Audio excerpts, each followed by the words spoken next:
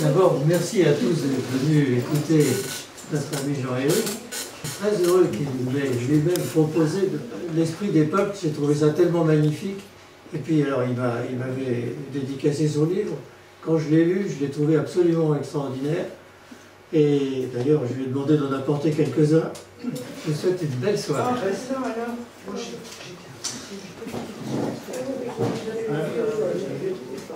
Merci beaucoup. C'est toujours un plaisir d'être là et de te rencontrer.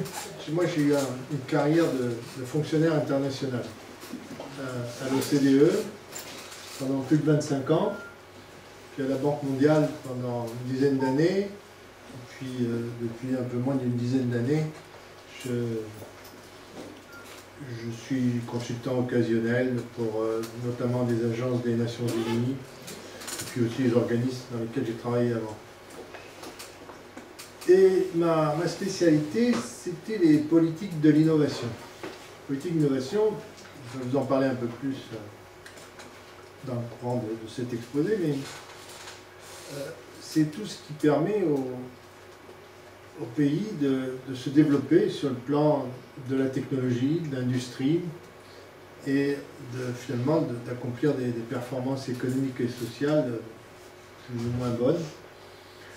Et donc ça touche beaucoup de secteurs, les politiques de l'innovation. Et alors, je me suis aperçu en travaillant, en regardant simplement les réalités, et en regardant un petit peu comment les choses évoluaient dans le temps, qu'il y avait des différences persistantes dans les performances des pays. Et que les processus de convergence économique n'étaient pas évidents du tout.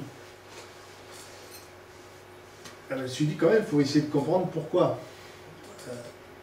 Parce que mon métier était de faire des évaluations des politiques gouvernementales. Je travaillais donc pour les gouvernements, sous les auspices de ces organisations internationales. Je me suis dit, il faut comprendre. Il ne faut pas vivre comme ça sans essayer d'avoir une idée des phénomènes sous-jacents, surtout pour tenir des discours pertinents. Alors je me suis aperçu qu'il fallait rentrer dans les cultures, dans la manière dont les sociétés pensent, les gens se comportent, et ça a des arrière-plans historiques, mais aussi des bases anthropologiques qui sont différentes d'un pays à l'autre. Et c'est cela qui m'est apparu être déterminant dans les trajectoires de développement des pays. Et en particulier dans tout ce qui tourne autour de l'innovation, qui est l'intégration principalement des technologies nouvelles pour le pays dans leur économie et leur société. Et c'est de ça dont je vais vous parler. Et derrière une culture, derrière la façon dont un peuple se comporte, il y a un esprit. Donc ça explique, si vous voulez, que ce titre s'appelle l'esprit des peuples et l'innovation.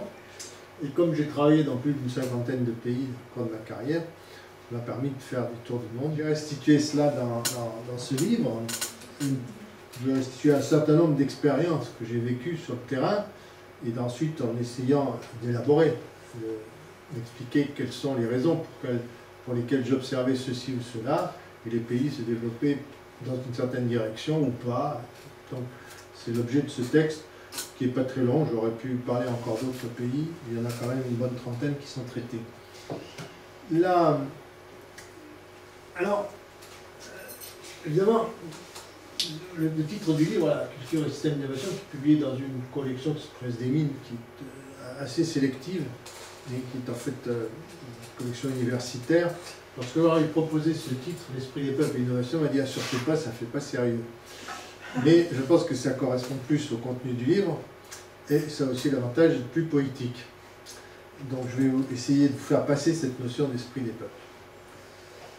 Alors, pour revenir sur ce que je viens de dire, si vous voyez, il y a, dans la théorie de l'innovation, il y a ce qu'on appelle les systèmes d'innovation.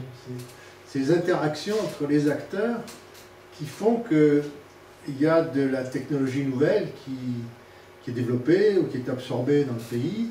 Alors c'est la présence d'entreprises, bien sûr, mais c'est aussi des entreprises qui interagissent avec des laboratoires de recherche, qui interagissent avec des institutions d'enseignement, avec des financiers, des banques, etc. Et c'est ça qui constitue ce qu'on appelle les systèmes d'innovation. Mais les systèmes d'innovation, ils sont eux-mêmes inclus dans quelque chose de plus grand, qui est en bleu, que moi j'appelle les systèmes de développement. Les systèmes de développement des pays, c'est un laboratoire, il est par exemple inclus dans quelque chose qui est plus large, qui est les structures de recherche du pays. Pour le CNRS, il est dans une structure de recherche qui comprennent également des universités, qui comprennent les commissariats énergie atomique, etc. Il y a, prenez les organismes qui financent l'innovation, par exemple ce qu'on appelle le venture capital, capital risque, c'est dans un système financier et fiscal plus grand, etc., etc. Donc ça, ces systèmes de développement comprennent principalement ce qui touche aux structures industrielles, aux structures scientifiques, aux structures éducatives, aux structures financières et commerciales, ce qui touche aussi aux dimensions commerciales. Et tout ça, ça s'inscrit dans quelque chose de plus large encore, qui est l'ensemble rouge, que j'appelle des systèmes sociétaux. Systèmes sociétaux, c'est la manière dont fonctionne, par exemple, un dispositif bancaire dépend de la manière dont les gens prennent des risques, plus ou moins, qui sont eux-mêmes liés à une certaine histoire, une certaine culture, un dispositif plus généralement d'incitation fiscale qui pousse ou non un certain type d'investissement et qui sont reliés à des systèmes de valeurs, par exemple. Alors, la manière dont vous éduquez vos enfants, par exemple, pour prendre, si vous voulez, la partie du système éducatif, qui fait partie de cette partie bleue, dépend de la manière dont vous voyez quelles sont les valeurs importantes, les rapports d'autorité que vous établissez entre les maîtres et les élèves, etc. Et c'est ça qui fait partie de cet ensemble rouge. Donc on a 3 systèmes emboîtés. Et c'est comme ça qu'on peut comprendre les processus de développement des pays. Alors, une politique d'innovation, c'est quelque chose qui va toucher comme ça un certain nombre de politiques gouvernementales. Ça, on va dire, ça marche plus ou moins bien. Votre système éducatif, il a besoin d'être ajusté, parce que, par exemple, il n'incite pas les étudiants à prendre des risques, ou alors il introduit trop de coupures, il néglige, par exemple, la formation professionnelle, qui est importante pour absorber la technologie, etc. Bon, on va, comme ça, traiter un certain nombre de secteurs d'action, d'intervention gouvernementale. Et c'est pour ça qu'une politique d'innovation, elle touche beaucoup de secteurs, par nature. Alors, maintenant, la question de la culture, puisque c'est ça qui est derrière, si vous voulez, cet ensemble, notamment ce qui structure la partie rouge, il faut essayer de comprendre comment se forme une culture. Et après avoir lu un certain nombre d'ouvrages d'anthropologie, je suis arrivé à la conclusion qu'on peut résumer cela de la façon suivante. D'abord, une culture, ça ne sort pas comme ça du chapeau. Ça sort de conditions objectives. Vous vous trouvez dans des conditions données. Si les gens ne se comportent pas dans le désert, comme ils se comportent, par exemple, dans l'Arctique. C'est pas pareil. Donc il y a des conditions objectives qui doivent être prises en compte et qui influencent à la fois des pratiques sociales. Ce qu'il faut, dans ces pratiques sociales, il faut s'organiser d'une certaine manière pour pouvoir vivre du mieux possible dans les conditions objectives où on se trouve, mais aussi des représentations du monde. C'est-à-dire on regarde le monde d'une certaine façon, on se l'explique. Alors, par exemple, si vous voulez, dans les sociétés premières, présentation du monde, c'est de dire, je ne comprends pas très bien comment fonctionne, pourquoi il y a telle et telle nature, élément de la nature qui fonctionne comme ceci ou cela, mais je considère que, par exemple, il y a tel ou tel esprit qui anime le développement de telle ou telle plante, tel ou tel animal, et puis derrière, il y a une pratique sociale où il y a ce qu'on appelle le totémisme, où il y a une partie de la tribu qui, en fait, est en relation directe avec cet animal, pour des raisons qui tiennent peut-être au fait qu'il le chasse de manière plus efficace, etc. Et c'est l'interaction de tout cela qui fabrique une culture. Donc il faut avoir présence là, à l'esprit, pour se dire, Dans les peuples, dans les sociétés que je vais aborder, j'ai besoin de voir cela et de me dire comment est-ce que ça influence ensuite leur comportement technologique, industriel, etc. Et comment ça influence aussi beaucoup la manière dont le gouvernement s'efforce d'agir par différentes politiques. Alors, la difficulté de l'exercice, c'est que les travaux de conseil et d'évaluation que j'ai pu faire, la plupart du temps, il faut les faire rapidement. En une semaine, vous devez avoir à peu près compris ce que vous êtes en train de traiter. Sinon, vous devenez sociologue. Et ce n'est plus votre métier. Bon, mon métier, c'est de faire des conseils d'évaluation comme fonctionnaire international, comme expert qui intervenait assez vite. Et, alors, d'où une certaine difficulté, mais en même temps, ce qui fait aussi l'intérêt de ce genre d'exercice. Alors, pour arriver à se dire qu'est-ce que je vais comprendre d'une culture, j'ai été amené à faire des hypothèses, en particulier dire qu'il y a des détails, petits détails, qui souvent sont très révélateurs d'une culture. Et que ça donne ce qu'on appelle des insights en anglais, c'est-à-dire vous pénétrez sous un certain angle, mais profondément dans une culture et dans un certain état d'esprit. Et plus vous accumulez d'observations, plus vous dites qu'une culture c'est cohérent. Si une culture ou un esprit n'est pas cohérent, il devient fou. Donc il a dû faire le tri, il a dû organiser l'ensemble des observations que vous voyez, qui peuvent toucher certaines des comportements, par exemple, d'agents dans la recherche ou dans l'entreprise, qui peuvent toucher d'autres, la manière dont une administration est organisée, le troisième type de comportement, la façon dont un serveur dans un café vous apporte votre verre d'eau. Vous accumulez tout cela comme une éponge dans votre intervention qui généralement se déroule au maximum sur 10-15 jours dans les premiers travaux de repérage. Et c'est à partir de là qu'on découvre ce que peut être l'esprit d'un peuple qui influence à ce moment-là sa trajectoire de développement. Alors, je vais vous donner un exemple. En 85 en Irlande, alors, je démarrais comme ça le matin, le premier jour de travail. On devait aller voir les représentants du gouvernement qui nous avaient commissionné l'étude. Et je regarde la lettre de mission, et je vois qu'il y a cette lyre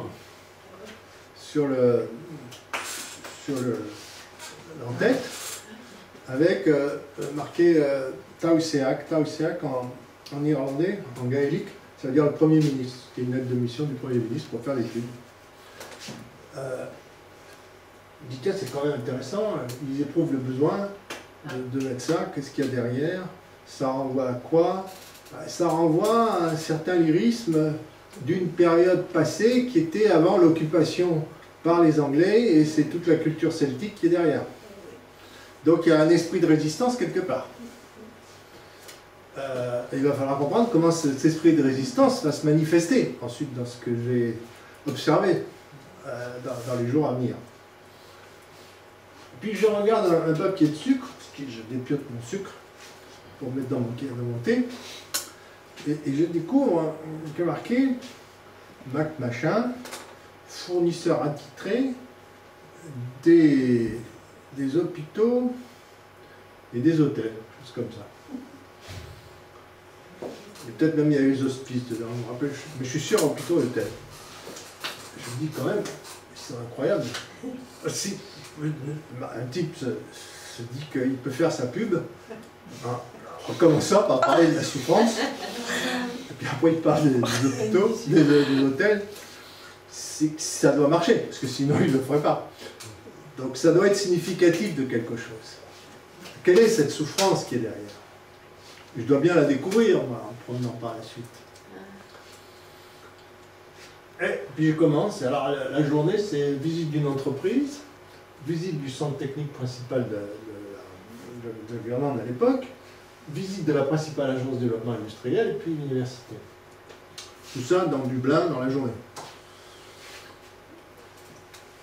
Alors, je me dis, tiens, À l'entreprise, on me présente un type, il dit voilà, j'avais demandé à avoir un type qui est une petite entreprise, qui avait vraiment qui reflétait la problématique des entrepreneurs innovateurs irlandais à l'époque.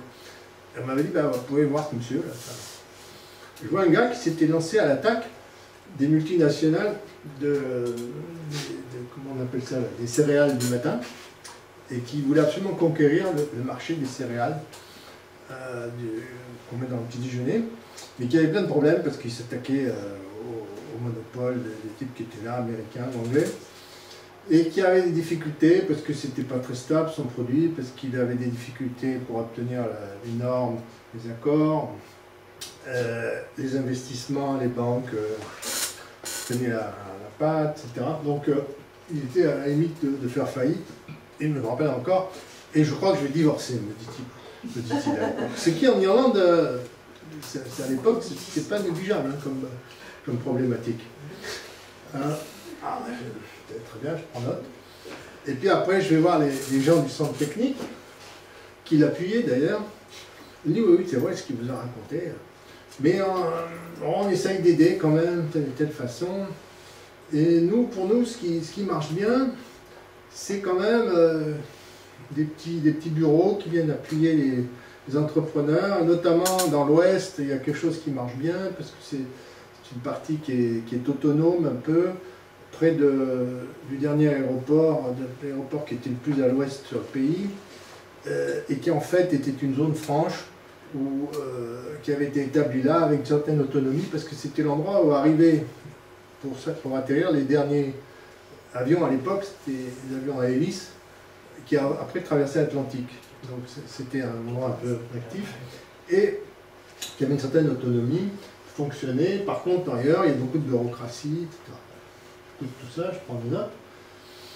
Mais donc il y a un potentiel, mais il y a beaucoup d'un État pesant, bureaucrate, et puis il n'y a pas beaucoup d'aide de la part des banques, etc. Après, on va avoir l'agence de développement industriel. Alors là, il pompait à peu près 10% du PIB pour aider les multinationales avec des incitations fiscales et des subventions. Et il nous expliquait, c'est l'avenir. C'est l'avenir. D'ailleurs, ils attiraient des investissements étrangers, principalement américains à l'époque, pour produire notamment de l'électronique et des choses comme ça. Et il dit très bien, enfin ça coûte cher. Oui, mais c'est l'avenir. Et manifestement, c'était un État dans l'État. Et qui maintenait une certaine dépendance vis-à-vis des multinationales, qui elles-mêmes, ça voulait de plus en plus cher. Par ailleurs, à l'époque, il y avait 17% de chômeurs dans la société par rapport à la force de travail. 17%, c'était énorme, hein, 85. Donc c'est un pays qui ne fonctionnait pas très bien, un pays économique, qui avait un fort potentiel de chômage et qui apportait des aides considérables à une industrie étrangère dont il était très dépendant. Et puis l'université fonctionnait très bien, assez bien, une bonne qualité sur les différents niveaux de qualification. Ils avaient fait un gros effort depuis en fait la sortie de la guerre, d'abord en montant des collèges technologiques régionaux, puis en créant plus récemment, c'était dans les début des années 80, 3 universités technologiques de qualité. Et ça marchait assez bien, mais ça renvoyait à ça. Parce que derrière la culture celtique, il y a la connaissance. Il y a quelque chose qui est de l'ordre de la connaissance et qui est très important. Et cet effort dans l'université reflétait cela. Alors, je me suis dit, bon, on va voir. Hein. Après pratiquement une semaine, on a eu des confirmations de ces observations. On s'est allé dans les régions, on a visité bien d'autres entreprises, organismes, mais finalement, je suis arrivé à la conclusion qu'il y avait donc cet esprit de résistance, il y avait une présence pesante de l'État, une forte dépendance des multinationales, un manque de confiance dans les capacités locales, mais qui avait des réussites dans l'Ouest pour les raisons que j'expliquais tout à l'heure, et un bon système éducatif. Bon. Il y a des éléments pour essayer de stimuler, par des mesures appropriées prises par le gouvernement, le potentiel qui existe. Mais il faut déverrouiller un certain nombre de choses. Alors, en gros, on a écrit un rapport pas très long, parce que pour avoir des rapports qui sont lus, il faut qu'ils soient relativement courts. qui soit écrit dans un style très accessible, pas comme la plupart des rapports économiques illisibles, et qui donne des indications relativement précises. Et on disait, voilà, l'Irlande peut devenir un pays très actif, très fort, il n'y a aucune raison qu'il ne puisse pas être un jour à la tête des pays innovateurs, etc. Vous avez une espèce d'ambition, de force intérieure, il suffit de vous libérer, réduisez le poids de l'État, réduisez les dépenses publiques, orientez-les mieux, réduisez ce que vous apportez comme incitation et subventions à l'industrie étrangère, organisez un transfert technologique de ces multinationales vers l'industrie locale, aidez les PME en mettant des bureaux locaux sur l'ensemble du pays, sur le modèle de ce qui fonctionne dans l'Ouest, et puis monter en gamme, continuer à monter en gamme sur l'éducation. Donc ça doit pouvoir vous stimuler. On a présenté le rapport à l'époque au Premier ministre, en public avec la télévision et tout, dans le principal centre des congrès de Dublin, qui d'ailleurs, pas pour rien, était en fait un ancien hôpital. Bon. Ces recommandations ont été là. Le gouvernement, qui était quand même assez actif, mais n'a pas eu les moyens de les mettre en œuvre tout de suite. Par contre, 2 ans plus tard, 87, est arrivé un gouvernement beaucoup plus libéral, qui a repris certaines de nos recommandations, qui a quand même été assez loin dans la libéralisation de l'économie, en allant un peu trop loin dans la réduction du poids de l'État, à mon avis, et en libérant beaucoup l'économie, y compris sur le plan financier. Alors, en fait, cette vision ambitieuse que nous avions proposée, avec cet esprit de résistance, ça a boosté l'Irlande, qui est devenu, en 2000, c'était le pays le plus riche par tête des pays européens, après avoir été devenu ce qu'on appelait le tigre celtique. Alors je ne dis pas que c'est nous qui avons été à l'origine de tout ça. Bon, c'est toute une maturation des esprits, ça a contribué, ce que nous avions pu dire, a pu peut-être servir avec d'autres, comme les McKinsey et autres, à développer le pays, il y a eu une transformation. Mais ce que je veux dire par là, c'est qu'on avait quand même saisi à travers ce rapport un certain esprit sur lequel il était possible, en fait, de s'appuyer pour lancer le pays sur une nouvelle trajectoire. Alors ils sont allés tellement loin qu'après ils se sont mis à faire de la spéculation financière, immobilière et autres, et que lorsqu'est arrivée la crise de 2008, ils se sont retrouvés complètement sur le sable. Ils ont mis plusieurs années à se résorber, mais ils sont repartis. Et ils ont de nouveau une économie qui est assez dynamique sur ces principes d'innovation. Bon, voilà pour un exemple. Maintenant, je vais changer complètement de dimension. Je vais changer complètement de dimension. Je vais parler d'un pays avec un papier de sucre. Et là, je vais partir sur autre chose. C'est une comparaison entre l'Occident et l'Extrême-Orient. Et là, détail, on travaille toujours sur les détails parce que c'est ça par lequel on voit les choses. Regardez, comparer ces deux. L'échec et le jeu de Go. Vous avez ici les échecs et le jeu de Go. Ça, c'est tout à fait occidental. C'est-à-dire que c'est une espèce de lutte pièce à pièce, bien identifiée, bien différenciée. Et c'est des espèces de... C'est de prendre des forteresses par des affrontements très, très directs, très rigoureux, très codés, pour chaque pièce. Et là, vous avez le système Extrême-Orient, le jeu de Go, vous infiltrez par où vous pouvez, avec des pièces qui sont indistinctes, et petit à petit, vous étouffez l'adversaire en lui mangeant son territoire. Donc, vous avez deux esprits totalement différents de l'approche du réel. Et vous allez retrouver ces deux façons de voir le réel dans le fonctionnement des économies, et en particulier sur le plan du développement industriel et technologique. Et c'est ce que je vais essayer de vous montrer par la suite. Alors d'abord,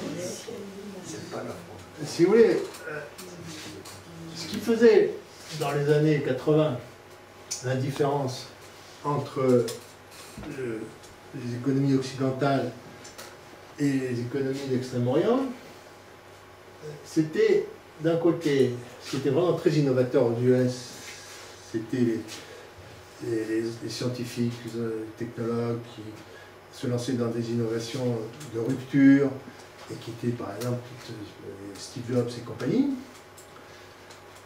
Par contre, ce qui faisait la force de l'industrie japonaise, c'était une industrie de masse, fondée sur l'absorption de technologies occidentales perfectionnées et parfaitement utilisées et maîtrisées, c'était les cercles de qualité. Le cercle de qualité, c'est un petit groupe de gens qui, dans les usines, repèrent tout ce qui peut améliorer la qualité de la production et introduit ça patiemment dans le système. Alors d'un côté, vous avez des industries de masse par lesquelles les Japonais, à ce moment-là, envahissaient le monde. Aujourd'hui, par la suite, ça a été les Chinois, les Coréens puis les Chinois, toujours sur le même modèle. Et de l'autre côté, vous aviez, et ça reste encore la force des économies occidentales, c'est des innovateurs breakthrough, comme on dit, c'est-à-dire qui travaillent sur des technologies de pointe et qui changent véritablement la donne. Et derrière, en fait, c'est là où vous retrouvez les questions de culture, d'esprit. Derrière, vous avez deux modèles religieux ou spirituels. Ici, c'est le messianisme, c'est-à-dire qu'il y a l'innovateur, il porte la lumière comme un individu et il projette sur l'économie cette vérité. Et tout le monde s'adapte en conséquence. Et vous avez dans le dispositif japonais, au contraire, les personnes qui sont dans la masse, sur le terrain, dans les ateliers, et qui absorbent ce qu'ils voient tout autour, et font remonter collectivement vers le sommet l'ensemble des informations pour adapter le système de production. Bon, en fait, vous avez un modèle zen. Et ces deux éléments, qui sont d'ailleurs, le dessin vient de Thierry Godin, qui était revenu du Japon avec ça. Ça m'avait beaucoup inspiré. C'était un des articles pour moi qui m'a le plus inspiré dans mes démarches.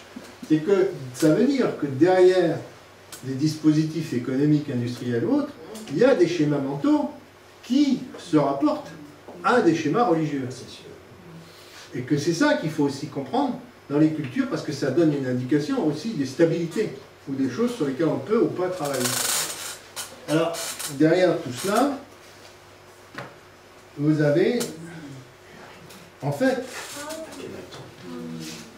ici, Akhenaton, vous voyez bien que ça a des origines très anciennes, ce schéma religieux du messianisme. Ce soleil qui tombe et qui apporte la lumière, la fertilité, etc., c'est des origines très anciennes. Alors, ce que vous avez...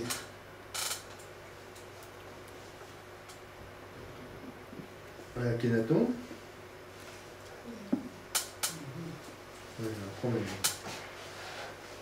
Voilà. Et là, par contre, au Japon, vous avez au contraire cette déesse au miroir qui sort de sa caverne et qui renvoie bien à cette mythologie qui est différente et qui est en fait l'inspiration de quelque chose, d'une vérité qui vient de la terre et dont la déesse en question est le reflet. Donc on est vraiment dans des choses qui ont des schémas très archaïques qui remontent à plusieurs millénaires. Alors revenons à nos dispositifs industriels et technologiques. Donc je répète, l'Occident, ce qui tire les drivers, c'est ce qui tire, si vous voulez, l'économie occidentale. À l'époque, c'était particulièrement vrai, ça l'est moins aujourd'hui. Il y a une adaptation qui s'est faite avec le temps, sur laquelle je pourrais revenir. Mais c'était bien des innovations de rupture, généralement venant d'un effort scientifique puissant, avec des inventeurs ou des entrepreneurs qui eux-mêmes créent des entreprises et ensuite éventuellement se lier à des grandes entreprises. Et c'était une élite, en fait, une sorte d'élite dans la société qui tirait tout le système. Alors qu'en Extrême-Orient, on avait à l'époque beaucoup plus de high-tech de masse, différent, adaptant les technologies venant d'Occident par des technologues plus que par des scientifiques ou des inventeurs. On avait beaucoup plus d'imitateurs et de suiveurs, et non pas des inventeurs comme dans l'Occident. Et on avait un système de grandes entreprises et de PME très réseauté. Alors qu'ici, il y a vraiment une différenciation entre les entreprises naissantes, les startups et les grandes entreprises. Là, il y a vraiment une espèce d'entrelac de petites entreprises qui elles-mêmes sont comme des sous-traitants des grandes entreprises, etc. Donc on a deux systèmes différents qui, à l'époque, produisaient deux types d'économies qui avaient des avantages comparatifs différents. Alors derrière, pour revenir, si vous voulez, à ces cultures, il y a des contrastes. D'ailleurs, en Occident, société individualiste, société communautaire de l'autre côté. Mais il y a un point très fort, c'est que ici, dans l'Occident, vous avez une représentation du soi. Le soi, c'est quelque chose, vous existez. Je m'appelle Jean-Éric Aubert, etc. Et j'existe en tant que tel. Là-bas, pas du tout. Vous faites partie d'un groupe. Avant d'exister en tant qu'individu, vous êtes partie d'un groupe. Et on vous fait passer ce message dès que vous êtes tout petit, dans la manière dont on vous éduque et dans la manière dont la famille s'occupe de vous. Et très rapidement, vous perdez la représentation de vous en tant qu'individu séparé du groupe. Donc c'est important de voir que dès le départ, dans les structures familiales, les valeurs que l'on véhicule, déjà se constitue cette différence. Alors, il y a un État qui est séparé de la société en Occident, c'est bien le principe, si vous voulez, de la démocratie, quelque part, à l'occidental, alors que là, l'État est intégré dans la société. Il est partie de la société. C'est pour ça qu'existe un parti communiste fort, indestructible en Chine, mais au Japon, il y a aussi cette notion d'État qui est intégré dans la société, où finalement l'État fonctionne par une participation de tous à la définition, à la mise en œuvre des règles. Là, vous avez une religion immanente, c'est bien ce qu'on disait tout à l'heure du Zen, qui vient par le bas, contre une religion transcendante messianique qui vient d'en haut. Là, vous avez aussi sur le plan des choses très intéressantes, c'est que ici, une écriture idéographique, ça vous projette immédiatement dans le réel. Vous êtes partie du réel. Vous voyez, alors, on a perdu ce sens-là parce que, par exemple, les idéogrammes chinois, on a un peu perdu, même pour les gens qui Extrême-Orient qui vivent avec, ils ont un peu perdu le fait que ça représentait véritablement le réel, une lettre ou par exemple un signe chinois, ça pouvait représenter, par exemple, la manière dont on représentait Mao président, c'était un homme devant un pupitre, je me rappelle à l'époque. C'était ça, et les gens voyaient ça dans le signe. Alors que chez nous, on a une écriture phonétique où le rapport au réel est très distancié, il n'y en a plus. Directement, c'est des sons qui, par convention, disent ceci ou cela. Et on a une vision objectivale ici, et une vision contextuelle. Alors, pour essayer de comprendre ça, si vous prenez un tableau, vous avez une montagne, puis devant, vous avez un cavalier. Et vous demandez à un occidental, qu'est-ce que vous voyez? Généralement, l'occidental vous dira, il y a un cavalier. Ah, puis il y a une montagne derrière. Et le chinois, le japonais vous dira, bah, il y a un ensemble, un paysage, il y a une montagne là. Ah, puis tiens, il y a un cavalier qui passe devant. Et c'est très différent, parce que là, vous avez objectivé le cavalier, vous avez objectivé la chose. Là, vous avez vu un ensemble. Et vous êtes dans l'ensemble, dans le paysage. Alors, ça donne deux esprits différents, c'est pour ça que l'esprit des peuples, là, est central. Vous avez ici une immersion dans le monde, l'esprit d'immersion dans le monde, et là, vous avez un esprit d'objectivation ou de distanciation du monde. Et c'est parce qu'il y a cette distanciation du monde qu'il est possible d'avoir une science occidentale comme elle est, qu'il est possible qu'il y ait des contrats comme on les fait en Occident. Parce qu'il y a cette distanciation, et dans ce rapport où il faut quelque part avoir la capacité de codifier la distance et de la marquer, alors que vous ne le retrouvez pas ici. Vous avez beaucoup plus de difficultés au développement d'une science telle qu'on l'a pratiquée en Occident, vous n'avez pas du tout le même type de contrat, par exemple. Donc, voilà en quoi un esprit se met en place dans des structures anthropologiques pour ensuite venir informer la manière dont l'économie fonctionne. Alors, je vais passer maintenant aux des profils occidentaux pour rentrer un peu plus dans le détail. Alors là, ça devient un peu plus compliqué et un peu plus barbant à lire, parce que c'est des tableaux et c'est pas des images, mais on ne peut pas toujours avoir que des images. Si vous prenez les systèmes de développement, donc je peux revenir à l'image que j'avais tout à l'heure avec les cercles jaunes, bleus et rouges. Là, on est sur le cercle bleu intermédiaire, si vous vous rappelez tout à l'heure. Vous avez un système de recherche, alors trois grandes cultures en Occident, anglo-saxon, rhénan, germanique, et latin. Alors, la recherche dans les pays anglo-saxons est assez performante, est assez puissante, avec pas énormément de moyens relativement à ce qui est mis, sauf dans la défense. Mais si vous prenez par exemple l'effort de recherche par rapport au PIB, les anglo-saxons, ils obtiennent des résultats remarquables, mais avec un effort qui n'est pas considérable. Ça prouve qu'ils s'accrochent de manière très intense au réel. Chez nous, c'est pas très performant la recherche. En termes, alors, on est très bon, les pays latins sont très bons dans l'abstraction, notamment dans les mathématiques. Et si vous prenez la plupart des autres domaines, la productivité, par exemple, mesurée par les données bibliographiques, par rapport à l'investissement qui est fait, est plutôt inférieur et aux anglo-saxons et aux rhénans. Avec la présence d'un très fort secteur public, alors qu'ici c'est en grande partie tiré par le secteur privé, de même qu'ici. Et là, vous avez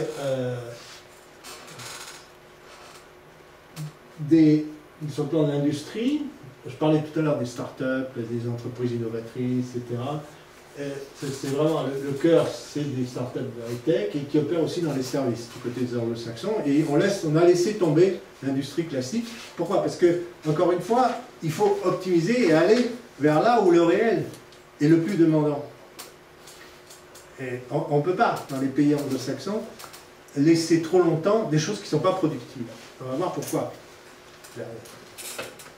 Bon, ici, on couvre à peu près la plupart des secteurs. On a des grands groupes, des PME régionales, mais qui sont plutôt efficaces dans les technologies civiles, avec une perte considérable, progressive de compétitivité, avec des entreprises qui, aujourd'hui, ne tiennent plus la route. On a perdu Alstom, on a perdu Péchiné, Lafarge, et combien d'autres. Donc il y a un problème de rapport au réel, malgré que l'élite du pays est à la tête de ces entreprises. C'est tous des ingénieurs généraux des mines, etc. Et là, on a un tissu industriel très connu, avec ce qu'on appelle les entreprises de taille intermédiaire, des entreprises moyennes qui sont très efficaces en Allemagne, et qui font la force, la compétitivité de l'industrie allemande. Et là, tout le monde est mobilisé dans le système allemand. Et là, vous avez ici comme financement de l'innovation, principalement, du venture capital et la bourse. Donc des gens qui prennent des risques, et qui sont confrontés au réel. Et qui, quand ça rapporte, ça rapporte. Là, dans les pays latins, en Italie c'est vrai aussi, en Espagne, on a un puissant secteur public qui vient soutenir l'innovation et un secteur bancaire qui intervient aussi en liaison avec le secteur public grâce à des incitations assez fortes. Et en Allemagne, vous avez banque industrie. Banque industrie, c'est-à-dire vous avez des banques qui sont à l'intérieur de dispositifs industriels, de grands groupes industriels, et qui financent l'innovation. C'est pas pareil. Donc on est bien ici dans quelque chose, encore une fois, qui est intégré. Comme étaient intégrées les entreprises, et comme est quelque part intégré ici, la recherche, je ne l'ai pas mentionné, mais c'est très important, j'aurais dû le mentionner, c'est la meilleure recherche, liaison recherche-industrie. Dans le monde, c'est les pays rhénans, l'Allemagne et la Suisse, qui sont les plus remarquables et qui sont toujours cités comme des success stories de relations recherche-industrie. Et là, vous avez en Allemagne dual, un système éducatif qui insiste beaucoup sur l'apprentissage à la fois en école et en usine, qui ne fait pas de distinction entre les niveaux de qualification suivant le niveau des diplômes qu'on peut avoir. Parce que vous êtes un apprenti, vous valez aussi cher qu'un type qui a un doctorat dans l'esprit allemand, et ça c'est très remarquable. Bon, là on a un système qui est plutôt traditionnel et élitiste dans nos pays, et là on a un système qui est très inégalitaire, très compétitif, mais qui développe certaines qualifications bien précises pour des jobs bien précis. Soit chercheur, soit commercial, soit financier, etc. Toujours pareil, on se confronte au réel de manière très pointue, et on fait ce qu'il faut, tant pis si on laisse de côté un certain nombre de gens. Alors, qu'est-ce que vous avez là? Vous avez un système qui coopère en permanence, c'est-à-dire il y a une intégration en permanence de soit des entreprises, soit de l'éducation, soit de la banque des industries. Là, vous avez un système qui est en bloc, plus ou moins séparé, avec une forte présence du secteur public derrière, avec un certain confort, mais une perte de compétitivité. Et là, vous avez un système qui se confronte très fortement au réel, avec un certain nombre de conséquences, y compris une société très inégalitaire et qui fabrique pas mal de pauvres aussi. Alors voilà, 3 systèmes de développement industriel, et derrière, c'est quoi qui explique la culture, qui explique pourquoi les choses sont comme ça? C'est parce que vous avez une histoire avec un État qui est fort, mais simplement régulateur des jeux dans une économie qui est très ouverte, très libérale. Même s'il y a des effets protectionnistes forts, par exemple aux États-Unis, mais de manière générale, dans l'économie elle-même, il y a du libéralisme. Là, vous avez un État qui est important, qui pèse à la fois du point de vue financier, du point de vue des conséquences sur le plan de vos impôts, mais qui est important aussi pour plein de choses dans la vie. Et qui en même temps est protecteur, il protège. Il protège une bonne sécurité sociale, il y a des corps, des institutions pour les différentes parties de la société, etc. Et là, vous avez un État qui est coopérateur, avec ce qu'on appelle l'économie sociale de marché. C'est bien une invention allemande, l'économie sociale de marché, qui date du chancelier Erhard, mais qui est tout à fait fondamentale dans le fonctionnement de l'économie. Et c'est encore une fois de l'intégration sociale de marché. Les deux en même temps, comme dirait l'autre. Et derrière, vous avez aussi une religion qui n'est pas tout à fait pareille. Ici, vous avez une religion catholique, là, vous avez une religion qui est protestante, mais un protestantisme de secte, donc très dégagé, si je puis dire, des rigueurs, par exemple, du luthérianisme. Et là, vous avez une religion mixte, catholique et luthérienne, qui est encore une fois une acceptation du en même temps, intégrateur. Vous prenez maintenant la famille. La famille, il faut se référer aux catégories de Emmanuel Todd. Ça fait des travaux absolument remarquables dans ce domaine. Il distingue au niveau des relations parents-enfants des familles autoritaires et non autoritaires, et au niveau des enfants, des relations entre frères, égalitaires ou non égalitaires. Alors, autoritaire, non autoritaire, quand un enfant reste longtemps, par exemple dans le foyer familial, c'est une relation d'autorité. Il reste sous la coupe de ses parents ou des grands-parents, même dans certaines sociétés. Par contre, s'il part très jeune, comme c'est le cas dans le pays anglo-saxon, c'est des relations non autoritaires. Et la plupart des enfants, dans les pays anglo-saxons, quittent le foyer familial assez tôt, 16-18 ans. La notion d'égalité, c'est le partage des héritages. Lorsqu'un enfant peut recevoir éventuellement la totalité de l'héritage, et les autres rien du tout, c'est non égalitaire. Si par contre vous partagez l'héritage de manière égale entre les différents enfants, c'est égalitaire. Alors derrière, c'est pas très compliqué, c'est les conditions objectives qui sont là. C'est dans les pays anglo-saxons, notamment en Angleterre où ce genre de choses a pu se mettre en place, les conditions de productivité agricole sont telles que si vous morcelez complètement votre terre, vous ne pourrez pas vous en sortir. Donc il faut donner la totalité de la terre à un des enfants, quitte à ce que d'autres vont faire autre chose, rentrent dans l'armée ou dans les ordres, ce qu'on voudra. En Allemagne, c'est pareil. On avait aussi du non-égalitaire, mais avec un codicile qui est « je te donne à toi, cet enfant, bien précis, la totalité, par exemple, de la terre, mais à toi d'assurer la prise en charge de tes frères et sœurs. Donc c'est un système intégrateur, non égalitaire, mais différent de l'anglo-saxon. Alors, le latin, il ressemble beaucoup sur le plan des relations parents-enfants aux anglo-saxons. Par contre, il est égalitaire.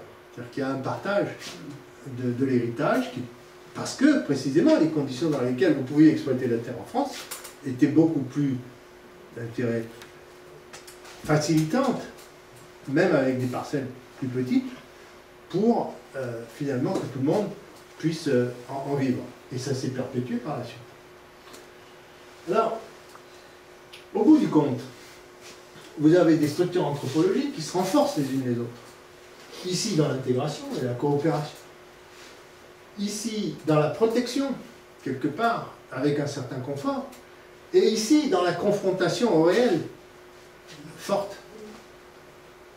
Et derrière, vous avez trois types d'individualisme, qui sont un individualisme exposé, un individualisme protégé et un individualisme coopératif. Et ces trois types d'individualisme expliquent les structures économiques qu'on observe et les raisons pour lesquelles les performances et les spécialisations des pays ne sont pas les mêmes. Et on voit bien que c'est en rapport avec les dispositifs anthropologiques et historiques qui sont résumés ici.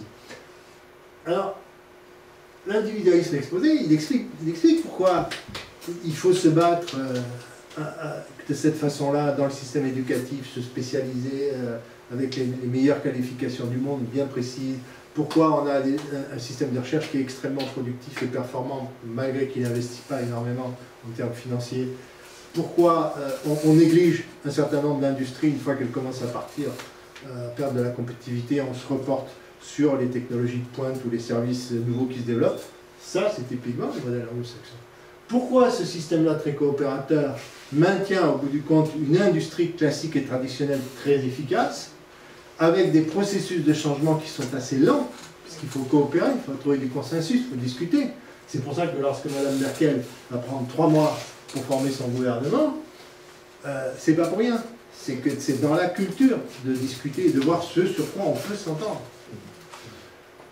Et c'est pas pour rien qu'on a dans les pays latins, mais en France, mais aussi en Italie et d'une certaine façon en Espagne, un individualisme protégé qui, quelque part, facilite je dirais la rigidification, la solidification de la société en fonction des stratifications sociales et de la manière dont, dans le système méritocratique compétitif, par exemple français, perpétue la tradition des grands corps et autres. Avec des conséquences sur la capacité de tenir dans la compétitivité à long terme du pays. C'est pour ça que je parlais tout à l'heure de la disparition de la phare, de l'Alstom, Péchiné et d'autres. Alors, la France, là, je vais un peu travailler dessus, rapidement. On avait, précisément avec un État fort, des industries tirées par l'élite du pays, qui mobilisaient la recherche scientifique nationale à travers des grands organismes comme le CNRS, le CEA, etc. Alors, on a abouti à être les champions du monde des technologies civiles, des grandes technologies civiles. L'espace, TGV, Airbus, etc. Alors, le problème, c'est qu'avec le temps, ça ne dure pas. Vous voyez comment évolue la part de l'industrie manufacturière dans la valeur ajoutée de l'ensemble de l'économie en France. Vous voyez cette perte progressive. On a aujourd'hui, relativement au PIB, la plus petite part manufacturière, qui est un vrai sujet de préoccupation, parce que, je le répète, l'élite du pays est à la tête de cette industrie. Et malgré ça, ça n'est pas suffisant. C'est-à-dire qu'il y a un effet de perte de contact avec le réel, précisément par excès de protection quelque part, pour ces individus qui se retrouvent à la tête de ces grandes boîtes. Et c'est là où la vraie critique du système des sélections, des grands corps et autres, en France, peut s'appuyer. Alors, les raisons pour lesquelles on en arrive là, c'est compliqué. Hein. En France, il y a une histoire qui a commencé d'abord dans le fait que la France, avant d'être une nation, est un État. Relisez Brodel, c'est très bien expliqué dans l'identité de la France. La France est un État avant d'être une nation. Donc à partir de ce moment-là, il y a une projection qui se fait chez tout citoyen sur ce que va lui apporter l'État.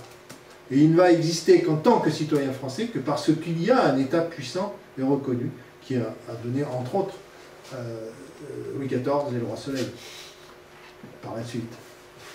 Il y a des inégalités dans l'éducation qui sont liées au fait que si vous n'êtes pas avec des capacités, soit pour payer des répétiteurs, soit pour être vous-même entouré par des parents qui sont des cadres supérieurs qui ont le temps ou qui travaillent dans le système éducatif, vous perdez pied progressivement. Vous perdez pied d'autant plus progressivement qu'on valorise l'abstraction, le symbole et le verbe aux dépens de la culture technique de base, par exemple. Ce qui n'est pas du tout le cas, je disais tout à l'heure, en Allemagne. Alors, on a un problème aussi dans la manière dont se rapportent les grands groupes avec les petites entreprises, et cette absence d'entreprises moyennes qui est précisément en relation avec ces processus de monopole qui se fabriquent dans l'industrie. Bon, les obstacles aux réformes, on les connaît, c'est-à-dire que dès que vous touchez finalement à un statut, quel qu'il soit, de fonctionnaire ou autre, c'est pas possible, puisqu'on a acquis l'idée que l'État est là pour vous protéger d'une manière ou d'une autre avec votre statut. Et que c'est très difficile d'imaginer qu'on va changer, parce qu'on va perdre effectivement quelque chose. Et on se retrouve confronté au réel dans des conditions beaucoup plus difficiles. Et il y a toutes ces protections de corps, de syndicats, etc. Donc on est bien dans un individualisme protégé, et il faut travailler avec ça, il faut faire sauter cet individualisme protégé qui a des avantages, qui présente des avantages. C'est-à-dire qu'il y a du confort, il y a une sécurité sociale et un système de santé qui est quand même parmi les meilleurs du monde, pas négligeable. Il y a un certain bonheur de vivre, mais en même temps, un très grand pessimisme. Les Français sont l'un des peuples les plus pessimistes du monde. Et ça a l'air d'être en relation avec des choses qui se nouent très jeunes. Et en particulier dans un système éducatif qui, très tôt, sélectionne les enfants en les mettant dans un dispositif de compétition et de notation qui crée de l'angoisse. Et ça, c'est observé, et c'est une des raisons pour lesquelles le peuple français est aujourd'hui un des peuples les plus pessimistes sur l'avenir du monde et sur lui-même.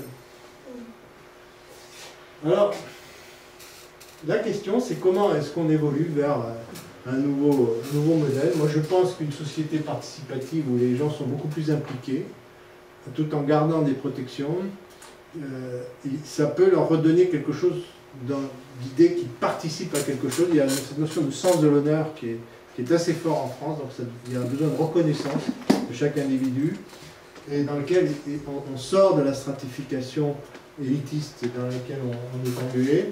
Cette notion de flexi-sécurité, qui est en partie aujourd'hui mise en place probablement plus sur la flexibilité avec la loi travail, on va voir si ça permet de la sécurité.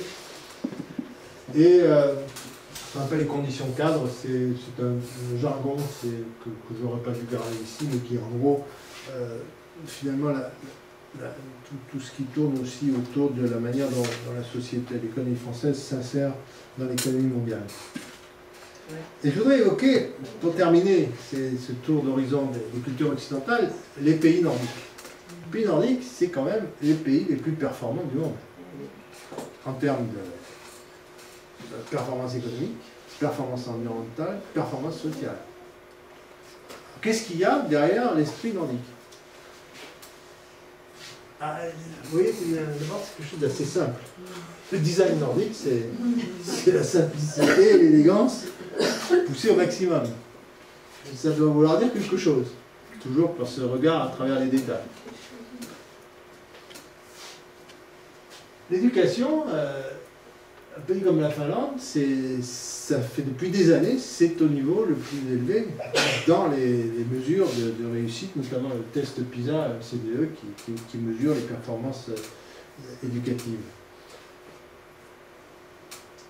Pour la raison que j'évoquais tout à l'heure, c'est-à-dire qu'on donne à chaque enfant une possibilité de s'épanouir par lui-même et on retarde au maximum le conditionnement par la compétition et par la notation.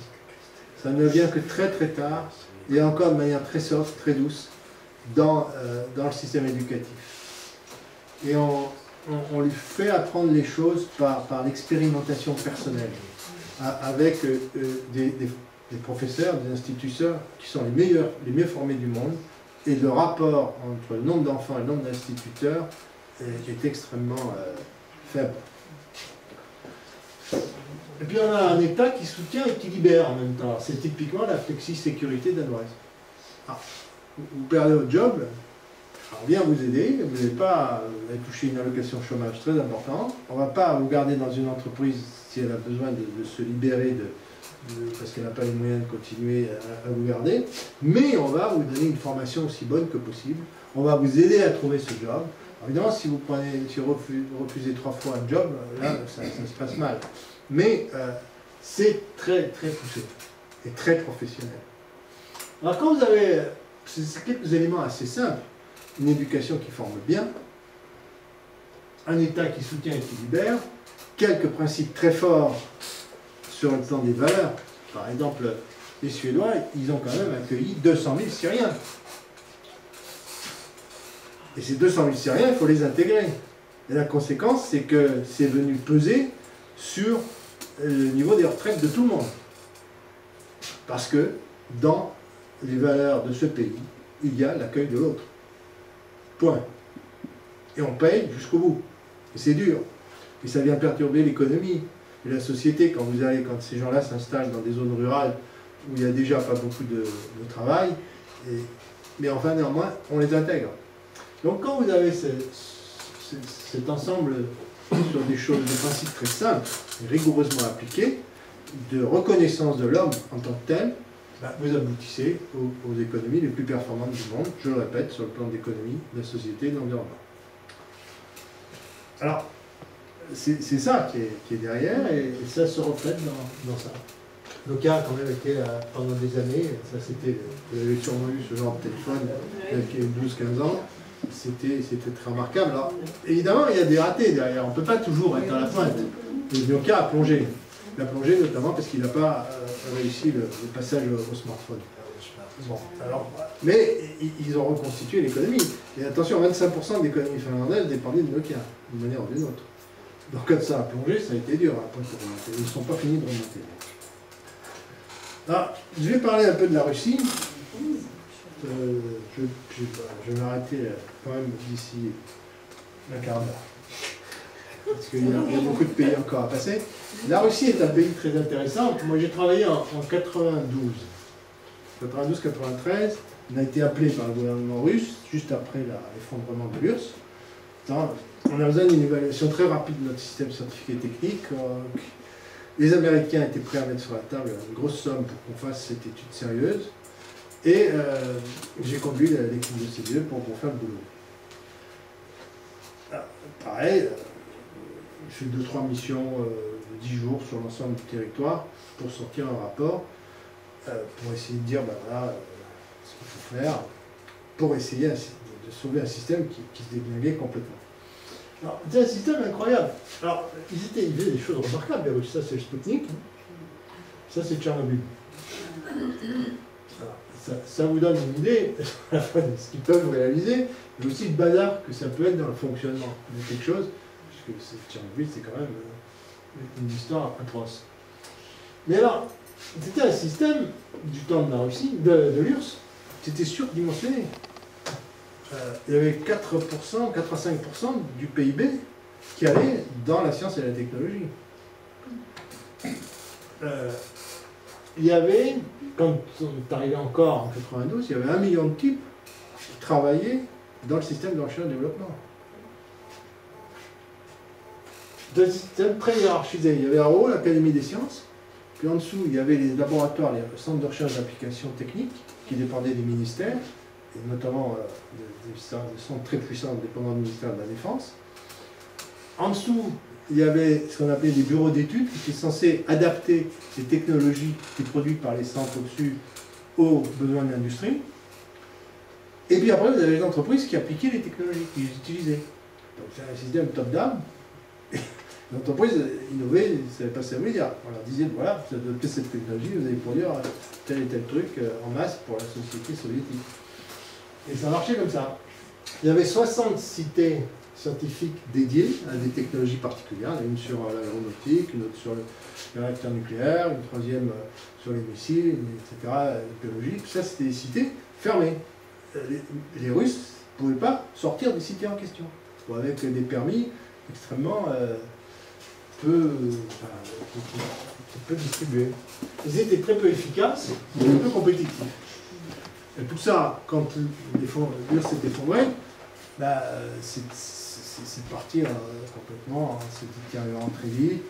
Il n'y avait plus les moyens d'entretenir les équipements. Depuis plusieurs années, quand on est rentré, c'était déjà bien abîmé. Il n'y avait plus de garde correcte. Alors, les gens trafiquaient les technologies. Je me rappelle, moi, des types qui utilisaient des matériaux nucléaires radioactifs et qui circulaient, qui vendaient ça à qui voulait. Il y avait des gens absolument remarquables, des scientifiques d'une qualité extraordinaire, et les entreprises occidentales arrivaient et se servaient pour 3 fois rien. C'était effroyable. Je me rappelle, Boeing arrivait, mais Airbus fait pareil, ils payaient des gars qui savaient, point de vue ordinateur, c'était pas très sophistiqué. Les types savaient dessiner des ailes d'avion comme ça, parfaites, à la main, pratiquement avec très peu de calcul d'ordinateur. Et les entreprises comme Boeing et Airbus se jetaient là-dessus et les payaient une misère, 100 $ par mois. Et il y a eu beaucoup de transferts de connaissances technologiques qui ont comme ça quitté la Russie. Et comme ils étaient très mal payés, ben beaucoup sont partis soit à l'étranger, aux États-Unis, en Europe, en Inde, beaucoup aussi. Ou alors ils sont rentrés dans des trucs lucratifs, comme la finance qui se développait, l'immobilier, et certains d'entre eux, qui étaient scientifiques très brillants, sont devenus, qui étaient académiciens, sont devenus des gens, des business de très haut niveau. Par exemple, le type là, qui dirigeait Yukov, ou Berezovsky, qui a été assassiné, était quand même académicien. Alors, entre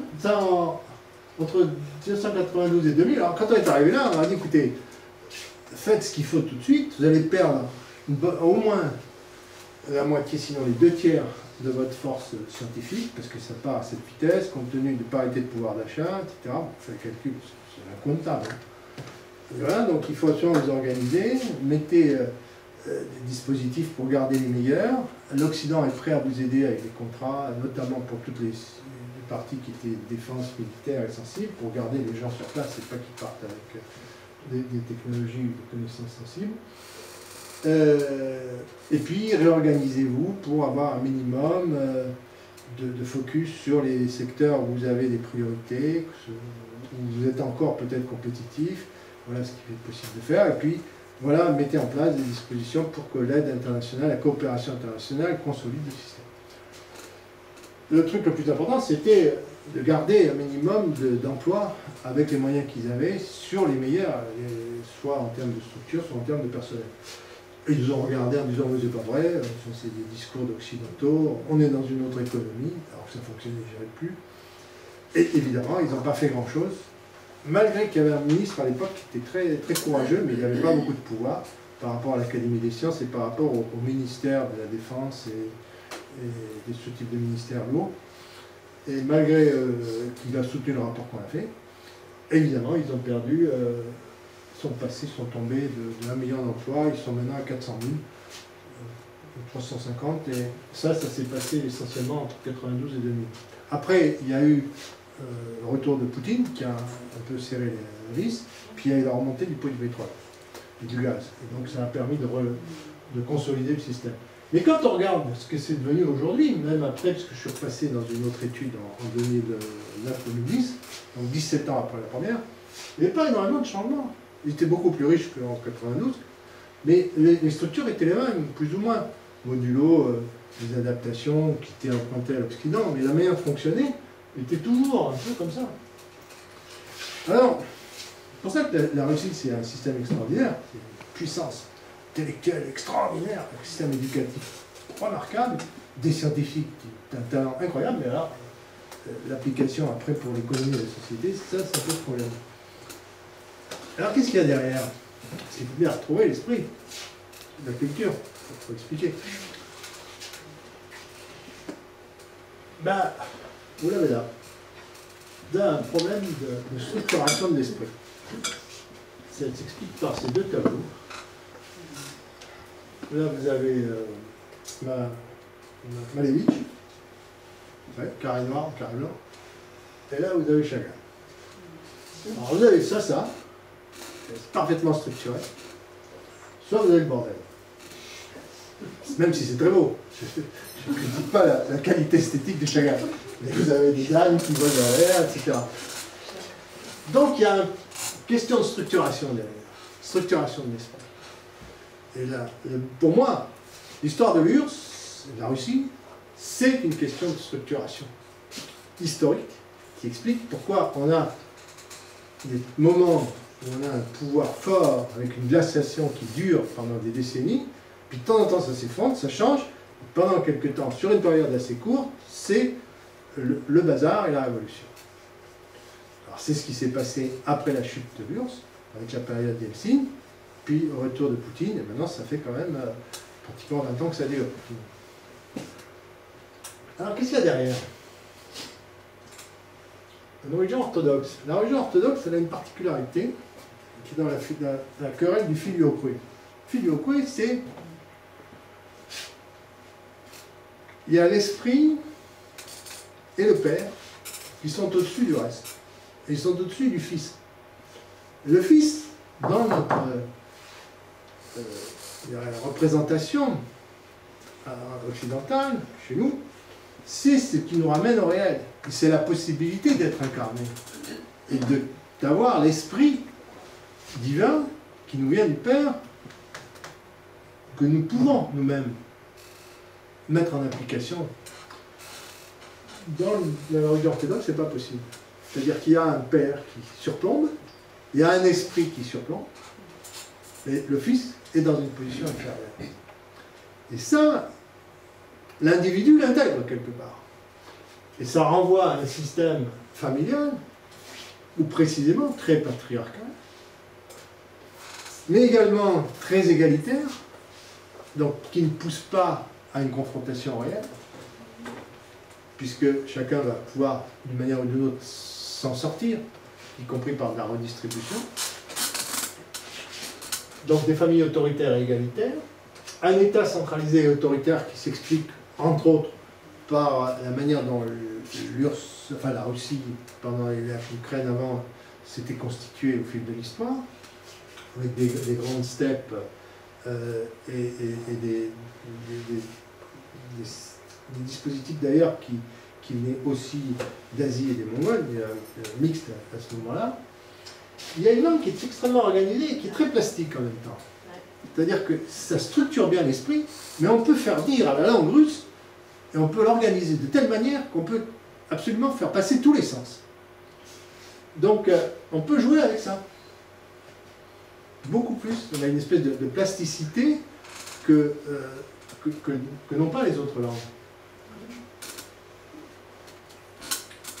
Là, il y a eu des conquêtes, alors sur le plan historique, ça n'a jamais été freiné, donc la confrontation réelle s'est jamais vraiment produite. Elle s'est produite à l'ouest, mais elle s'est jamais produite vers l'est, jusqu'à Kamtchatka. Et d'où, finalement, ça, je disais tout à l'heure, sur des troubles brefs, suivis d'une glaciation longue. Donc, il y a cet ensemble anthropologique fait qu'il y a des esprits qui, quelque part, s'ils ne sont pas structurés, organisés et ferrés de manière ferme, sont prêts à jouer sur beaucoup de choses et à se promener. Alors, ça donne à la fois une capacité de projection dans l'imaginaire extraordinaire, qui est dans la littérature russe, dans sa peinture, dans ses fresques, qui est aussi dans sa science, mais un rapport au réel qui est plus difficile, ou qui ne peut passer que par l'exercice du pouvoir, avec toutes les conséquences que ça peut avoir sur l'efficacité ou la non-efficacité de l'économie, et l'autoritarisme dans la société. Voilà, moi, mon interprétation de la Russie. Bon. Je ne vais pas continuer sur le Japon et la Chine, on en a déjà parlé. Je vais juste vous donner quelques mots sur l'Inde. Alors, l'Inde, c'est ça. Hein. Vous avez à la fois un magnifique dynamisme qui s'est exprimé à Bangalore, Bangalore, c'est l'endroit, ils ont exploité une fenêtre d'opportunité extraordinaire. C'était l'histoire du Y2K. Vous savez, en 2000, le passage à l'an 2000, on se disait tous les ordinateurs vont bugger parce qu'on change, on passe avec des zéros là. Et les Indiens étaient prêts à faire le boulot d'adaptation générale du software dans le monde. C'est comme ça que Bangalore s'est développé. Il y avait une université qui avait travaillé et qui avait un peu plus de masse critique d'informaticiens. Et après, avec cet effet de success story, il y a eu une réverbération du dynamisme qui s'est installé et d'autres États ont poussé dans d'autres domaines. Mais c'est ça aussi. Un cloaque épouvantable, je crois que c'est celui de Bombay. J'étais me promener par là aussi. Donc il y a cette espèce de mélange des deux choses. Alors, qu'est-ce qui est derrière? C'est un esprit très particulier, l'esprit indien. Pourquoi ça saute? J'ai un problème. Je ne l'ai pas. Bon, ça c'est pas grave. Pourquoi cette diapo ne peut pas passer? L'esprit indien, c'est Brahma, qui est une espèce de sagesse, qui domine, et qui est quelque part la vérité, et qui guide au fond, et qui est un peu le régulateur d'ensemble. Vous avez Shiva, qui est la destruction créatrice, et qui est en fait, non plus les brahmines, les sages, mais qui est plutôt celle des commerçants, des entrepreneurs. Et vous avez Vishnu, qui est plutôt la douceur, et qui est la nourriture, qui renvoie à quelque chose aussi qui est la caste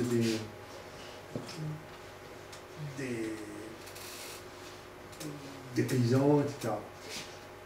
Et alors, la culture indienne, c'est une culture à l'origine très primitive, sur laquelle sont venus s'accumuler au fil des siècles des peuplades qui les ont conquis plus ou moins, les Indiens, mais qui n'ont jamais réussi à les conquérir complètement. Et pour une raison très simple, c'est que du point de vue topographique, l'Inde c'est un entonnoir. Donc quand vous arrivez de l'extérieur, surtout si vous avez une population nombreuse, vous n'arrivez jamais à la submerger. Mais ce qui se passe, c'est que vous intégrez progressivement ces populations, vous mélangez une culture très traditionnelle avec une culture un peu plus moderne, et vous obtenez cette espèce de culture hindouiste où il y a des milliers de dieux, mais en même temps une certaine rationalité que l'on retrouve avec cette division en classe, qui est la division indo-européenne qui a décrite Dumézil, et qui est celle où il y a les militaires, les prêtres et les paysans, et qui sont reflétés dans les trois divinités indiennes adaptées là-bas. Mais, comme cette société qui a fonctionné, qui s'est mise en place dans cet entonnoir, a besoin, quelque part, de survivre, elle s'est naturellement organisée avec des castes.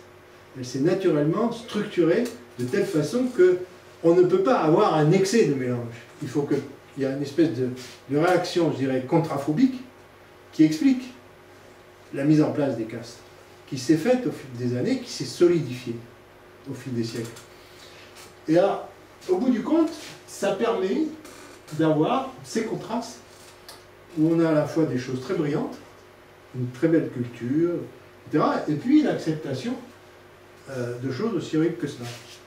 Alors, comment ils essayent d'en sortir, ça c'est plus compliqué. Il y a le nouveau Premier ministre qui a littéralement essayé de renverser la table avec un esprit assez nationaliste en lançant un programme d'industrialisation pour dire on va faire un peu comme les Chinois, et c'est Make India. Et puis il y a Clean India où il a mobilisé la population pour nettoyer les villes de manière massive. Mais je suis passé très vite sur l'Inde, il y aurait beaucoup d'autres choses à dire qu'on pourra discuter éventuellement un peu plus tard.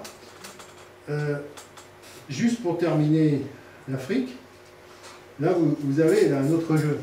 L'Abia, c'est un jeu dans lequel vous prenez des coris comme ça, et c'est un jeu de pur hasard. C'est-à-dire qu'on n'est plus dans le Go, l'Extrême-Orient, on n'est plus dans les échecs occidentaux, on a un jeu de hasard. Mais vous pariez des choses considérables avec les coris. Vous pouvez parier, par exemple, que vous allez donner votre femme, ou votre maison, etc. Il y a une espèce d'acceptation d'une réalité extraordinairement variée, où tout peut arriver, et qui renvoie à l'histoire du pays, avec à la fois la société très, très première qui s'est constituée autour des cultures traditionnelles, des esprits, etc., qui a subi des colonisations très dures, sur lesquelles n'a pas eu de prise, soit la colonisation des Arabes, puis ensuite la colonisation occidentale, et qui s'est en permanence retrouvée déstructurée, et qui a eu accès ensuite à la modernité dans les conditions qu'on connaît depuis les années 60. Alors, il y a un certain dynamisme en Afrique qui se traduit notamment par l'invention de ça. Si vous avez le M-Pesa, vous savez, c'est la monnaie mobile, qui passe par un téléphone mobile, et qui a été inventée au Kenya. Et ça représente aujourd'hui 30 à 40% des transactions au Kenya. Et ça a été inventé là-bas. Parce que les structures bancaires étant inexistantes, la sécurité de transfert de monnaie étant très mauvaise, il a fallu trouver un système adéquat. Et c'est passé par ça. Donc il y a des innovations indiscutables. Il y a aussi des infrastructures qui se construisent. Ça, c'est la ligne de chemin de fer construite par Bolloré, la boucle dans l'Afrique de l'Ouest. Mais c'est un sacré bazar. Si vous travaillez en Afrique, c'est pas évident. Donc il y a des innovateurs, il y a des petits endroits dans des localités qui marchent très fort, il y a des gens qui s'enrichissent beaucoup, mais ça reste très difficile de... Et puis surtout, ça ne fait plus de progrès du point de vue de la gouvernance. Regardez, ça s'est amélioré dans les années 2000, et puis pratiquement, depuis 2007-2008, ça stagne ou ça tombe, les différents indicateurs de gouvernance. Donc l'Afrique se développe en patchwork, mais elle ne progresse pas sur l'organisation de la société et la redistribution de la richesse. D'où on peut être quand même assez pessimiste. C'est pour une raison très simple, c'est que si vous regardez la démographie, vous allez vous retrouver avec 1,3 milliard de personnes en 2030, 2040, je crois. Je vais 2050. En face, par rapport au nombre de jeunes qui vont arriver sur le marché, les tendances sur l'emploi sont telles que vous avez un déficit qui est de l'ordre de 200 à 300 millions de personnes. Avec des sécheresses qui vont s'accumuler avec le changement climatique. Donc, inévitablement, des famines, conflits, une migration massive vers les villes, de bord, de mer, et puis migration vers le nord. Donc si on ne s'occupe pas sérieusement de l'Afrique, c'est l'ensemble de la société mondiale qui risque dans son emplacement. Bon, je vais terminer rapidement, j'ai d'autres choses. Donc si vous voulez, pour conclure, on a ces trois systèmes emboîtés, j'ai évoqué tout à l'heure, système d'innovation, système de développement, système sociétal. Tout ça s'organise parce qu'il y a des esprits organisateurs, d'où le titre de la conférence, qui font que ces systèmes ont une certaine cohérence et que les choses sont triées et agencées par ces esprits organisateurs. J'ai évoqué tout à l'heure l'immersion dans la culture extrême orientale qui s'opposait à l'objectivation dans la culture occidentale. Mais ça ne bouge pas beaucoup. C'est très difficile de faire bouger les choses. Ça bouge, il faut beaucoup de viscosité. Et même après des bouleversements aussi importants que par exemple en Russie, on s'aperçoit que le dispositif a tendance à se réorganiser sur les structures qu'il connaissait avant. Donc c'est pas facile de changer les trajectoires des sociétés. Il faut bien comprendre comment elles marchent, voir quelles une action, quelle politique on peut leur proposer, qui sont acceptables dans quelles et quelles conditions. Et c'est un peu le métier que j'ai fait pendant des années, avec beaucoup de plaisir, mais aussi quelques frustrations. Alors, pour vous dire la difficulté de la chose, c'est que c'est plus un art que de la science, hein, d'aider les pays à se développer. Alors, vous voyez, il y a un gars là, qui dit voilà, une formule, et puis là il y a un miracle arrive, et puis alors bon, ça continue, et le gars là, lui dit je pense que vous devriez être plus explicite sur cette étape-là. Comment le miracle se produit. Alors j'ai essayé de vous donner quelques points de vue sur la manière dont les choses se passent, mais pas nécessairement sur la manière dont les miracles se produisent. Je vous remercie.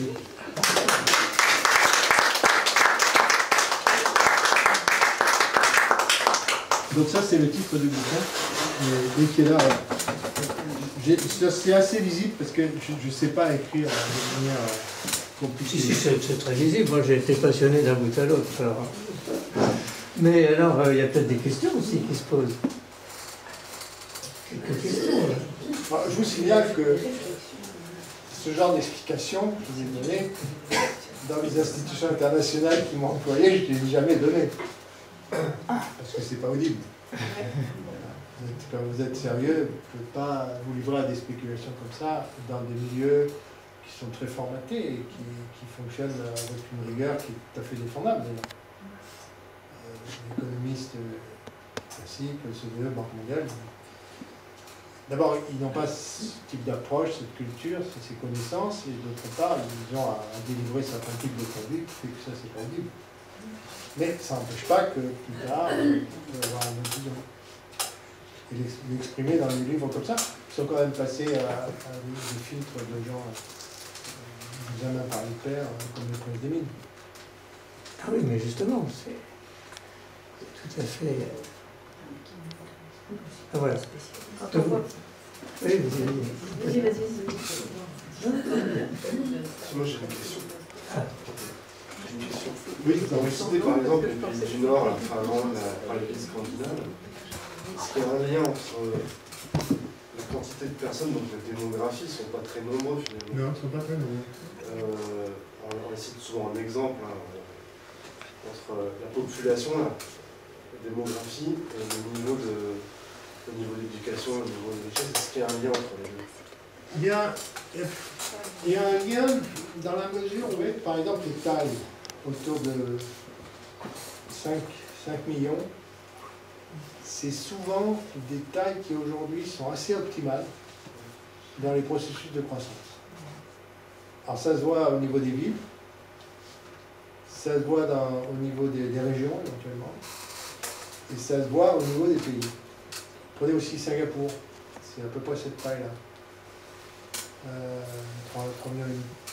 Mais donc il y a pourquoi on pense qu'il y a quand même une relation de cet ordre-là, c'est qu'il y a à la fois suffisamment de masse critique pour des interactions fructueuses entre les gens qui fertilisent les esprits et une limitation de tout ce qui est surcharge parce qu'ils ne sont pas si nombreux que ça du point de vue État, les frictions qui surviennent lorsqu'on a des grands systèmes à administrer.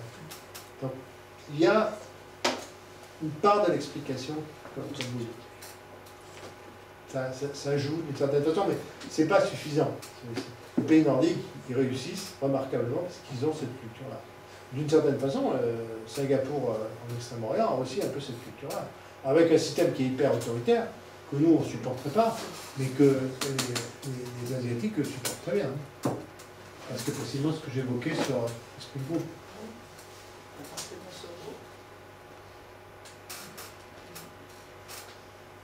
5% du PIB pour la recherche en URSS, c'est pas beaucoup. 4-5%, c'est pas beaucoup. Si vous voulez, actuellement, le pays qui investit le plus aujourd'hui, c'est Israël, 4,5%. Oui, nous, en France, on est à 2,5%, même pas. Oui, on n'est pas une référence, mais l'URSS investissait énormément. Ben oui, 5%, c'est énorme. C'était le plus gros c'était le plus important pourcentage à l'époque. C'est considérable. Je vous dis qu'aujourd'hui, le record est détenu par Israël, je crois que c'est 4,5%. Et c'est considéré comme... la moyenne des pays d'OCDE, ça doit tourner autour de 2,7 aujourd'hui. Oui, mais je veux dire, à l'époque, Bah, à la l'époque, façon dont l'URSS était gérée, oui, c'était beaucoup. Enfin, c'était beaucoup. C'était beaucoup par rapport aux autres pays dans le monde. par rapport aux autres pays. Par rapport aux autres pays dans le monde. Par rapport à la Russie, à l'URSS, ça c'est autre chose.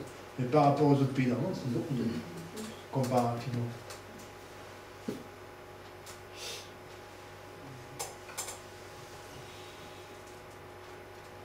D'autres questions? La vision de l'Inde, c'est quand même très difficile hein, à avoir une vision de l'Inde. Parce qu'en réalité, l'Inde, ça n'existait pas. C'est l'Empire, ce sont les Britanniques qui ont créé la notion D'une certaine manière, oui. D'une façon, non, tout à fait réelle. Oui, oui. Il y Oui, avait c'est vrai, il y avait des royaumes séparés. Des empires même. Oui, L'idée qu'on a sur l'Inde, elle est très, très fausse en général. Oui, je suis d'accord avec vous sur le besoin de revenir à cette dimension historique. Et puis ça aiderait aussi à les projections qu'on fait de, par exemple, la démocratisation de l'Inde. Moi, je ne sais pas si vous allez en Inde de temps en temps, mais c'est invraisemblable, ça ne peut pas exister. Il y a une telle... Moi, je sais que j'allais dans le billard régulièrement. Ouais. Et je rencontrais généralement entre Delhi et Patna, je rencontrais des gens, et très souvent des gens du gouvernement. Et un jour, ils m'ont expliqué que le billard était séparé en deux. Et je dis, ah ben c'est très bien, au moins on va pouvoir... Vous savez que c'est un État extrêmement riche en sous-sol, qui est le plus pauvre de l'Inde. Ouais, il est le plus pauvre de l'Inde, mais il y a des richesses. Mais il y a des richesses qui ne sont pas du tout exploitées. Et alors il m'a expliqué, il m'a dit, non, ils se séparent pour se partager les subventions. Oui, moi je vais assez souvent en Inde, enfin j'y suis allé depuis une dizaine d'années, j'ai dû aller 6-7 fois. Et, il y a quand même des changements qui se produisent, hein, ça bouge, mais alors sur le plan de la démocratie, à la fois il y a de grandes possibilités d'expression, et puis on s'aperçoit aussi que c'est très tordu, qu'il y a beaucoup de corruption, etc. Il y a un peu un mythe, effectivement, dans la démocratie. Oui, tout à fait. Je suis d'accord. Moi, j'ai entendu quelqu'un qui avait travaillé aux Nations Unies, un Indien, et quand on lui avait posé la question qu'est-ce que vous pensez de l'Inde par rapport à la Chine, et il avait dit on ne peut pas comparer, nous, ça fait des dizaines d'années qu'on essaye de faire un grand barrage, on n'y est jamais arrivé. Les Chinois, ils sont arrivés. De la part d'un Indien, moi, je trouvais que c'était intéressant. Ah oui, c'est pas du tout la même culture. C'est vrai. Maintenant, s'il y a un coup dur sur l'économie mondiale, qui est très possible, par exemple une crise financière mondiale avec l'accumulation de monnaies incroyables, qui peuvent déboucher sur des mouvements spéculatifs et d'affolement, l'Inde sera beaucoup plus résiliente que la Chine. La Chine risque de subir plein fouet un coup d'arrêt avec des conséquences, y compris sur le plan révolutionnaire, parce qu'il y a quand même des masses de gens qui vont se retrouver sans travail, et ça va quand même flotter. Alors même si le Parti communiste et plus l'armée peuvent tenir ces populations, ça ne va pas être simple si c'est vraiment important le plongeon. Alors qu'en Inde, bon, il y a une pauvreté qui est quand même assez générale. Il y a une capacité à retrouver finalement des familles qui vont pouvoir vous accueillir si vous perdez votre job, des replis possibles. Il y a des mécanismes de redistribution qui sont plus flexibles. Donc je pense que du point de vue à long terme, sur des chocs violents comme ceux qu'on va connaître au cours de ce siècle, je ne suis pas sûr que l'Inde soit en si mauvaise posture. La Chine, tant qu'il y a de la croissance, et qu'ils sont capables de faire les investissements extraordinaires qu'ils font, et de construire leur route de la soie, de s'imposer progressivement dans le monde, il n'y a pas trop de problème. J'ai lu dernièrement un article américain où les économistes disent qu'il faut revoir complètement le mode de perception économique du monde, parce que toutes les théories d'avant ne sont absolument plus valables. Et c'est par rapport à la Chine qu'ils disent ça, parce que la Chine gère les choses d'une façon que jusqu'à présent personne n'a compris, parce qu'on projetait sans arrêt nos propres schémas. Et là, les Américains se rendent vraiment compte qu'il y a une différence, il se passe quelque chose en Chine qui est vraiment complètement différent du reste du monde. Oui, Alors la résilience, moi personnellement, je pense que c'est pas si dramatique que ça en Chine. Les révolutions, c'est pas quelque chose qui fait partie de la culture chinoise. Le jour où il y en a eu une, c'était quand même par rapport à une dynastie dominante. Ils étaient occupés par les Mandchous. Oui, oui, je comprends ce que vous voulez dire. Mais ils se sont pratiquement trouvés depuis, quand même, si vous voulez, la prise du pouvoir par Mao Tse-tung, toujours sur une forme de croissance, sauf quand ils ont eu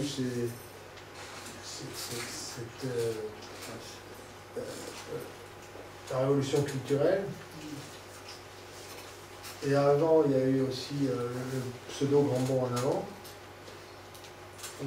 Ça a fait quand même des millions de morts. Oui, le pseudo grand bond en avant, ça venait de quoi aussi? Qu'est-ce qu'il y avait? Il venait d'avoir fait la rupture avec la Russie, l'URSS. L'URSS leur avait prêté des sommes folles pendant 30 ans. Au moment de la rupture, l'URSS a demandé le remboursement immédiat. Les ingénieurs sont partis du RSS. Le grand bond en avant, en général, on ne le voit que d'un côté, on ne voit pas du tout dans quel contexte il s'est trouvé. Il y a eu une famine épouvantable. Moi, je le vois personnellement d'une façon complètement différente. C'était pas quelque chose de dramatique du fait des Chinois eux-mêmes. J'ai l'impression qu'il y a quand même eu des politiques qui ont été mises en œuvre qui n'étaient pas nécessairement adéquates. En tout cas, ça a fait quand même... comme vous dites, c'est pas nécessairement de la faute des Chinois. Je suis d'accord avec vous. Ce que je pense quand même, c'est que aujourd'hui, la puissance chinoise, elle repose sur une croissance forte et qui s'alimente à une possibilité d'exportation importante. Si ça s'arrête, pour une raison X, parce que le monde connaît une crise violente, ça ne va pas être facile de négocier la situation de dizaines et de dizaines de millions de bonshommes comme ça. Oui, mais enfin, eux, ils sont au courant de la situation. Quand on parle du problème comme ça, c'est comme si on se disait « Oh, les Chinois, ils vont en avant, comme ça, ils ne voient rien du tout. » Oh non, non. Moi je crois qu'ils sont très... Je ne dis pas ça du tout, je ne dis pas ce terme-là. Je pense que la capacité d'adaptation et de flexibilité des Chinois est considérable, mais que l'importance du choc ne va pas non plus être facile. Voilà, c'est tout. On va négocier. Maintenant, il est possible que la flexibilité de l'économie chinoise soit telle, finalement, il encaisse. Hein. Surtout qu'il y a quand même une acceptation à des mesures autoritaires que dans d'autres pays, on accepterait moins.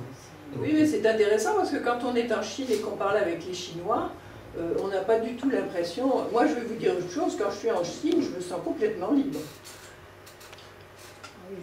C'est pas du tout le même rapport au monde, hein, pas du tout. Je suis d'accord avec vous, moi j'ai travaillé en Chine dans les années 2000, j'ai pas eu non plus l'impression d'être... Sauf si on est comme beaucoup de Français, on est, comment on appelle ça, quand on a peur, on pense toujours qu'on vous suit, qu'on fait ceci, qu'on fait cela, mais en réalité, enfin quand vous êtes avec les Chinois, vous n'avez pas l'impression de personnes qui sont limitées, c'est intéressant dans le rapport personnel. Oui, il n'y a pas de peur, ils parlent de ce qu'ils veulent, on peut parler de tout. Je ne sais pas, parce que c'est avec les Chinois avec qui j'ai parlé, je ne sais pas, c'est difficile que je puisse juger, mais je suis d'accord avec vous sur le fait qu'ils ne disent pas du tout l'autorité de la même façon que ça, je suis d'accord avec vous. Alors en tout cas, merci pour cette ça serait magnifique. Et puis, Heureusement que j'ai pas trop parlé de la Chine, parce que on serait fait ramasser là. alors voilà, si quelqu'un est intéressé, il va vous l'indiquer. Voilà.